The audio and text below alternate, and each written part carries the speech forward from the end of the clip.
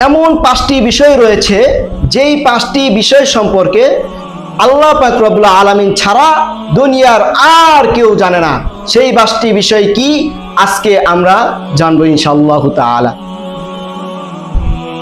আল্লাহ পাক রব্বুল আলামিন সূরা লুকমানের শেষ আয়াতের মধ্যে বলেন, ইন্নাল্লাহা ইনদাহু ইলমুস সাআহ, কিয়ামত কখন সংঘটিত হবে, কিয়ামত কিভাবে সংঘটিত হবে, এই সম্পর্কে আল্লাহ পাক রব্বুল আলামিন ছাড়া দুনিয়ার আর কেউ জানে না। নাম্বার 2, ওয়ায়ুনাজ্জিলুল গায়স, মেঘ কখন কোথায় কি পরিমাণ বর্ষিত হবে এই সম্পর্কে আল্লাহ পাক রব্বুল আলামিন ছাড়া দুনিয়ার আর কেউ জানে না।